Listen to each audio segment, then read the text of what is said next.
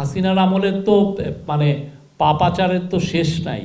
হ্যাঁ, সেই জানুয়ারি 5ই বলেন, তারও আগে কেয়ারটেকার গভর্নমেন্টটাকে শেষ করা বলেন, বা আপনি শাপলার ম্যাসাকার বলেন, বা পরবর্তীতে মৌলানা সাইদিদের ভার্ডিকের পরে যে ম্যাসাকার বলেন, বা আরও পরে এসে আপনি যেই ধরনের ভয়াবহ 2018 সালের রাতের ভোট বলেন, এবং প্রতি বছর $16 বিলিয়ন বিদেশে পাচারের যেই কাহিনী বলেন, পাপাচার তো শেষ নাই এগুলো। এবং এগুলো নিয়ে প্রত্যেকটা জিনিস নিয়েই আমাদের কাজ হচ্ছে, এবং আপনারা দেখবেন তাকে, হাসিনাকে আমরা জাস্টিসের আওতায় আনবো।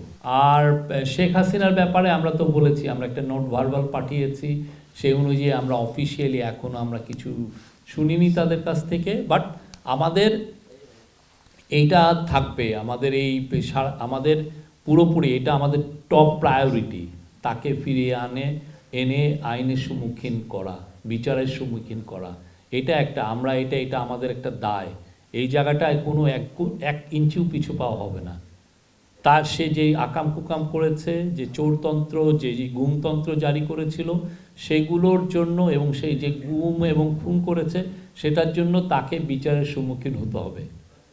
হাসিনা, আপনি জানেন যে তার বাবার খুনিদেরকে পার্সু করে অনেক জায়গার থেকে নিয়ে এসে এখানে বিচার করেছেন।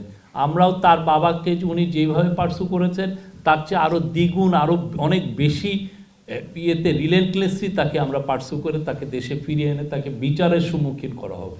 আমরা আশাবাদী, অনেক বেশি আশাবাদী। পৃথিবীতে কেউ তো কোনো খুনিকে আসলে সেভাবে কেউ জায়গা দিতে চায় না।